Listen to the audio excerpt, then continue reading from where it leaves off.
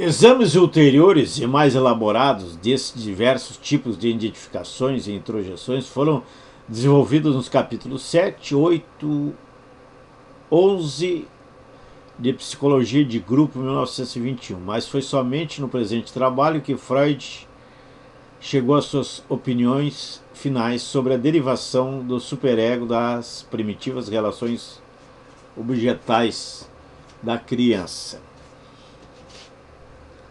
Havendo estabelecido sua nova descrição da anatomia da mente, Freud achava-se em posição de examinar as suas implicações, e já o faz nas últimas páginas do livro. A relação entre as divisões da mente e as duas classes de instintos e as inter-relações entre as próprias divisões da mente, com referência especial ao sentido de culpa. Muitas dessas questões, porém, especificamente a última, deveriam constituir o assunto de outros trabalhos que se seguiram em rápida sucessão. Veja-se, por exemplo, O Problema Econômico do Masoquismo, 1924, A Dissolução do Complexo de Édipo, 1924, os dois artigos sobre neurose e psicose, 1924 e 1924, e o artigo sobre a distinção anatômica entre os sexos, 1925, todos no volume 19, bem como o ainda mais importante, Inibições, Sintomas e Ansiedade, 1926, publicado apenas pouco mais tarde. Finalmente, um outro extenso estudo sobre o superego, juntamente com um interessante exame do uso correto dos termos superego, consciência, sentimento de culpa, necessidade de punição e remorso, serão encontrados nos capítulos 7 e 8 de O Mal-Estar da Civilização, 1930.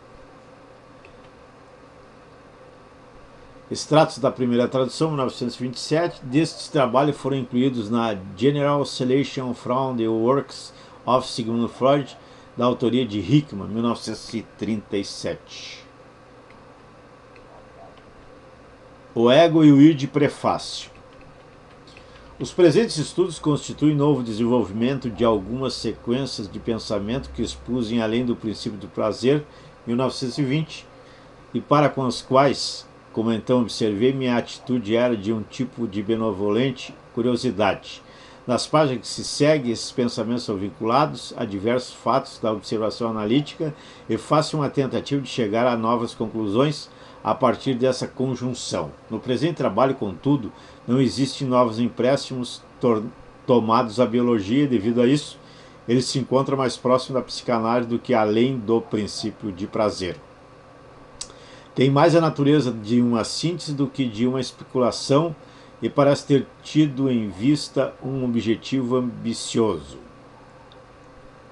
Estou consciente, porém, de que não vai além do mais grosseiro esboço e acho-me perfeitamente contente com essa limitação. Nessas páginas são abordadas coisas que ainda não constituíram assunto da consideração psicanalítica e não foi possível evitar invadir algumas teorias que foram apresentadas por não analistas ou por ex-analistas em sua retirada da análise. Por outro lado, sempre estive pronto a reconhecer o que devo a outros pesquisadores neste caso, porém, não me sinto onerado por tal débito de gratidão. Se a psicanálise até aqui não demonstrou sua apreciação de certas coisas, isso nunca se deveu a que ela desprezasse sua consecução ou procurasse negar sua importância, mas porque seguia um caminho específico que ainda não conduziu até tão longe. E, finalmente, quando os alcança, as coisas têm para ela uma aparência diferente da que tem para outros. 1. A consciência e o inconsciente. A consciência e o que é inconsciente. A consciência e o que é inconsciente. Nesse capítulo introdutório, nada existe de novo a ser dito e não será possível evitar repetir o que a miúde foi mencionado antes. A divisão do psíquico em o que é consciente e o que é inconsciente constitui a premissa fundamental da psicanálise. E somente ela torna possível a este compreender os processos patológicos da vida mental que são tão comuns quanto importantes e encontrar lugar para eles na estrutura da ciência. Para dizê-lo mais uma vez, de modo diferente, a psicanálise não pode situar a essência do psíquico na consciência, mas é obrigada a encarar esta como uma qualidade do psíquico que pode achar-se presente em acréscimo a outras qualidades, ou estar ausente.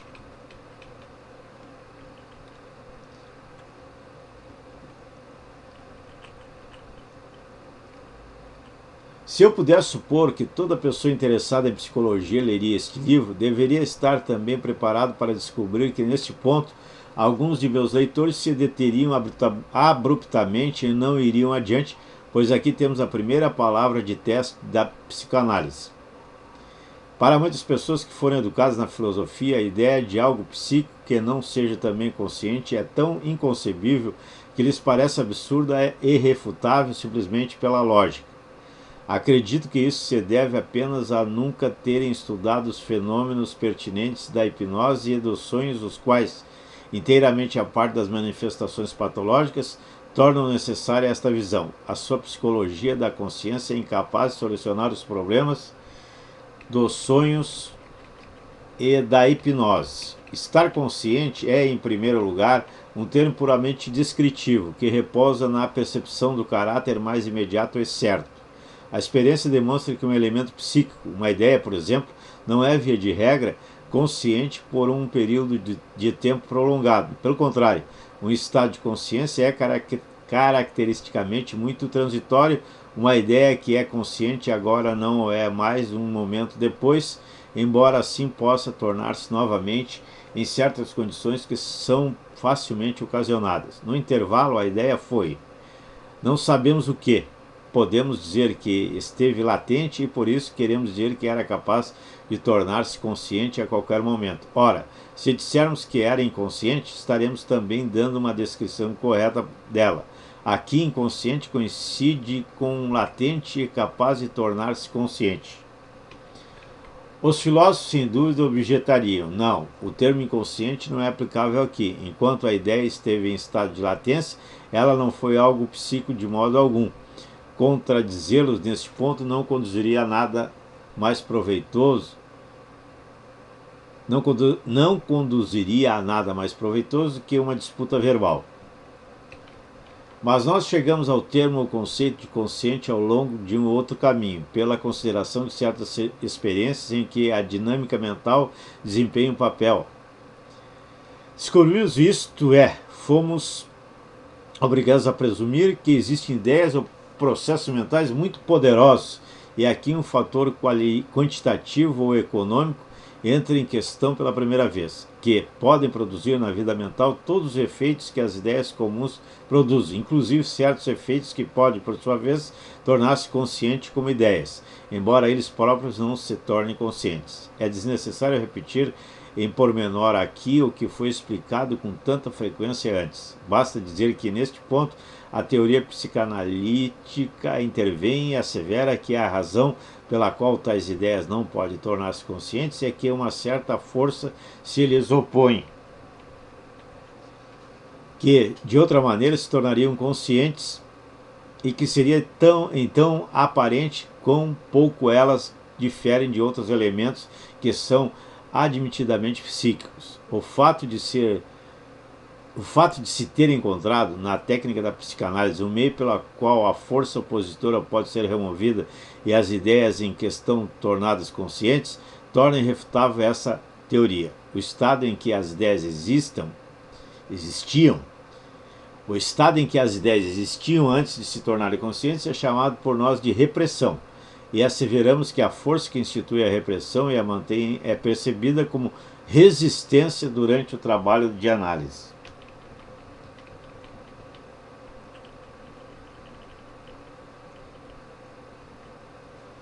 Obtemos assim o nosso conceito de inconsciente a partir da teoria da repressão. O reprimido é para nós o protótipo do inconsciente. Percebemos, contudo, que temos dois tipos de inconsciente. Um que é latente, mas capaz de tornar-se consciente, e outro que é reprimido e não é em si próprio, e sim mais trabalho, capaz de tornar-se consciente. Essa compreensão interna, insight, da dinâmica psíquica não pode deixar de afetar a terminologia e a descrição. Ao latente, que é inconsciente apenas descritivamente, não no sentido dinâmico, chamamos de pré-consciente. Restringimos o termo inconsciente ao reprimido dinamicamente inconsciente. De maneira que temos agora três termos: consciente, CS, pré-consciente, PCS e inconsciente, ICS, cujo sentido não é mais puramente descritivo. O PCS, pré-consciente, acha-se provavelmente um mais próximo do CS, consciente, que o ICS, inconsciente. E desde que chamamos o ICS de psíquico, chamaremos ainda com menos hesitação o PCS, latente, de psíquico. Mas por que, ao invés disso, não concordamos com os filósofos e de maneira coerente distinguimos o PCS, assim como o ICS, do psíquico consciente? Os filósofos proporiam então que o PCS e o ICS fossem descritos como duas espécies, o estágio do psicoide e a harmonia se estabeleceria. Porém, dificuldades infindáveis de exposição se seguiriam, e o fato importante de que esses dois tipos de psicoide coincidem em quase todos os outros aspectos com o que é admitidamente psíquico seria forçado para o segundo plano, nos interesses de um preconceito que data de um período em que esses psicoides, ou a parte mais importante deles, eram ainda desconhecidos. Podemos agora trabalhar comodamente com nossos três termos, CS, PCS e ICS. Enquanto não esquecermos que no sentido descritivo há dois tipos de inconsciente, mas no sentido dinâmico apenas um, para fins de exposição, essa distinção pode ser ignorada em alguns casos. Noutros, porém, ela é naturalmente indispensável. Ao mesmo tempo, acostumamos mais ou menos com essa ambiguidade do inconsciente e nos demos muito bem com ela. Até onde posso ver, é impossível evitar esta ambiguidade. A distinção entre consciente e inconsciente é, em última análise, uma questão de percepção, a qual deve ser respondido sim ou não. E o próprio ato da percepção nada nos diz da razão, porque uma coisa é ou não percebida. Ninguém tem o direito de queixar-se porque o fenômeno incorreto expressa ambiguamente o fator dinâmico. No curso ulterior do trabalho psicanalítico, entretanto, mesmo essas distinções mostraram ser inadequadas e para fins práticos insuficientes. Isso tornou-se claro de várias maneiras, mas o exemplo decisivo é o seguinte: formamos a ideia de que em cada indivíduo existe uma organização coerente de processos mentais e chamamos a isso o seu ego. É a esse ego que a consciência se acha ligada. O ego controla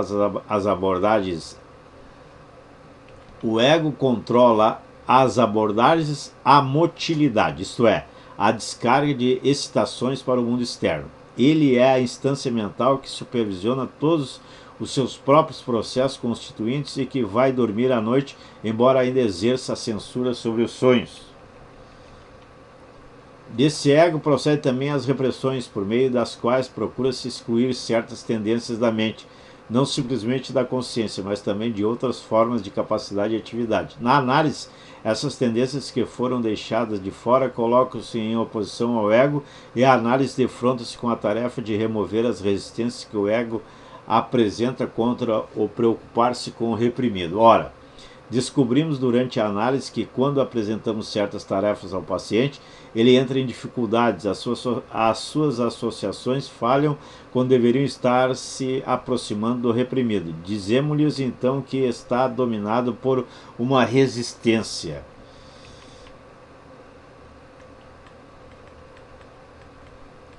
Mas ele se acha inteiramente inadvertido do fato e, mesmo que adivinhe por seus sentimentos prazerosos, que uma resistência encontra-se então em ação nele, não sabe o que é ou como descrevê-la. Entretanto, visto não poder haver dúvida de que essa resistência emana do seu ego e a este pertence, encontramos-nos numa situação imprevista.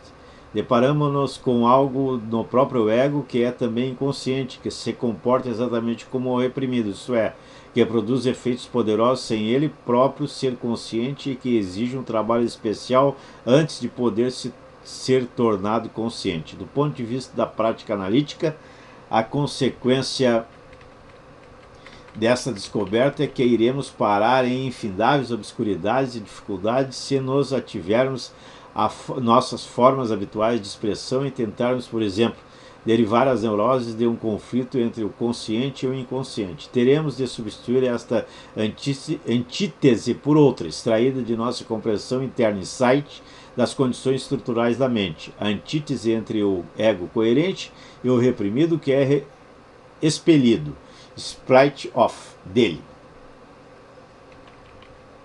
Para a nossa concepção do inconsciente, contudo, as consequências de nossas descobertas são ainda mais importantes. Considerações dinâmicas fizeram-nos efetuar a primeira correção. Nossa compreensão interna, insight da estrutura da mente, conduz à segunda. Reconhecemos que o X não coincide com o reprimido. E é ainda verdade que tudo que é reprimido é X, ICS, mas nem tudo o que é ICS é reprimido. Também uma parte do ego, e sabem os céus que parte tão importante pode ser ICS. Indubitavelmente é ICS. E esse ICS, que pertence ao ego, não é latente como o PCS, pois se fosse, não poderia ser ativado sem tornar CS. E o processo de torná-lo consciente não encontraria tão grandes dificuldades. Quando nos vemos assim confrontados pela necessidade de postular um terceiro ICS, que não é reprimido, temos de admitir que a característica de ser inconsciente começa a perder significação para nós. Tornar-se uma qualidade que pode ter muitos significados, uma qualidade da qual não podemos fazer, como esperaríamos à base de conclusões inevitáveis e de longo alcance. Não obstante, devemos cuidar para não ignorarmos esta característica, pois a propriedade de ser consciente ou não constitui, em última análise, o nosso farol na treva da psicologia profunda. 2. O ego e o id. A pesquisa patológica dirigiu o nosso interesse de modo excessivamente exclusivo para o reprimido. Gostaríamos de aprender mais sobre o ego. Agora sabemos que também ele pode ser inconsciente no sentido correto da palavra. Até agora, a única orientação que tivemos durante nossas investigações foi a marca distinguidora de ser consciente ou inconsciente. Acabamos por ver quão ambíguo isso pode ser. Ora, todo o nosso conhecimento está invariavelmente ligado à consciência. Só podemos vir a conhecer mesmo o ICS, tornando-o consciente. Detenhamos-nos, porém, como é isso possível? O que queremos dizer quando dizemos tornar algo consciente? Como é que isso pode ocorrer?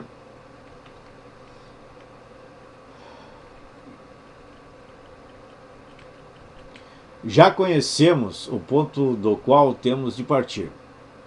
Com relação a isso, dissemos que a consciência é a superfície do aparelho mental, ou seja, determinamos-la como função de um sistema que espacialmente é o primeiro a ser atingido a partir do mundo externo, e espacialmente não apenas no sentido funcional, mas também, nessa ocasião, no sentido de dissecção anatômica.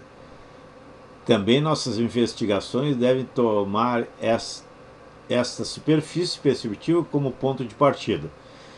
Todas as percepções que são recebidas de fora, percepções sensoriais, e de dentro, o que chamamos de sensações e sentimentos, são CS, desde o início. Mas, e aqueles processos internos que podemos grosseiramente e inexatamente resumir sob o nome de processo de pensamento?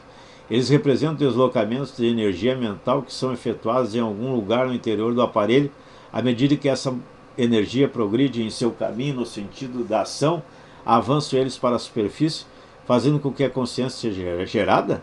Ou a consciência abre caminho até eles? Esta é claramente uma das dificuldades que surge quando se começa a tomar a sério a ideia espacial ou topográfica da vida mental. Ambas essas possibilidades são igualmente inimagináveis. Tem de haver uma terceira alternativa. Em outro lugar, já sugeri que a diferença real entre uma ideia, pensamento, do ICS ou do PCS, consiste nisso, que a primeira é efetuada em algum material que permanece desconhecido, enquanto que a última, a do PCS, é, além disso, colocada em vinculação com representações verbais. Esta é a primeira tentativa de indicar marcas distinguidoras entre os dois sistemas, o PCS e o ICS.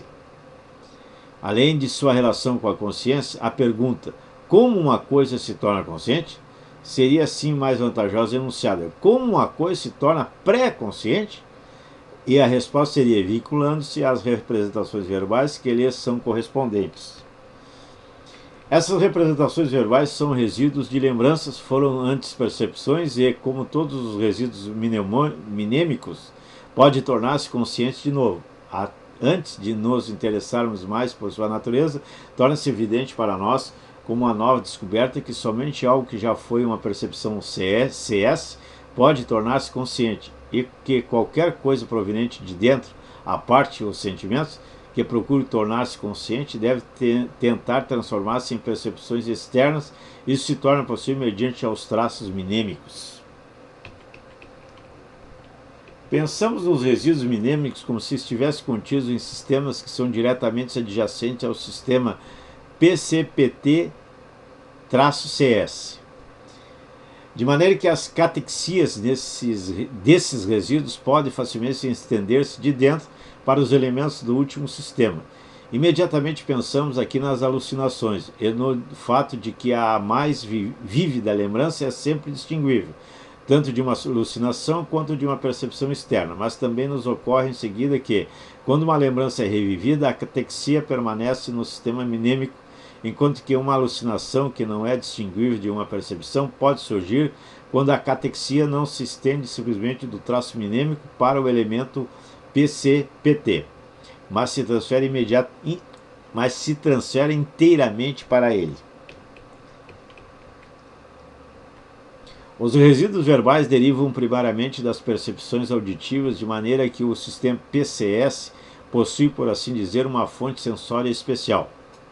Os componentes visuais das representações verbais são secundários, adquiridos mediante a leitura e podem inicialmente ser deixados de lado, e assim também as imagens motoras das palavras, que, exceto para os surdos mudos, desempenham o papel de indicações auxiliares. Em essência, uma palavra é, em última análise, o resíduo mnêmico de uma palavra que foi ouvida. Não devemos deixar-nos levar, talvez visando a simplificação, a esquecer a importância dos resíduos mnêmicos ópticos, quando o são de coisas, ou a negar que seja possível os processos de pensamento tornar-se consciente mediante uma reversão de resíduos visuais, e que em muitas pessoas este parece ser o método favorito.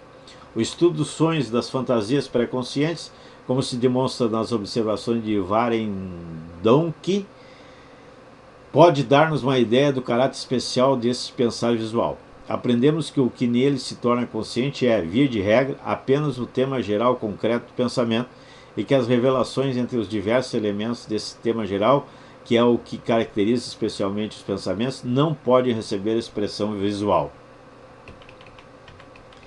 Pensar em figuras, portanto, é apenas uma forma muito incompleta de tornar-se consciente. De certa maneira, também, ela se situa mais perto dos processos inconscientes do que o pensar em palavras, sendo inquestionavelmente mais antiga que o último, tanto ontogenética quanto filogeneticamente.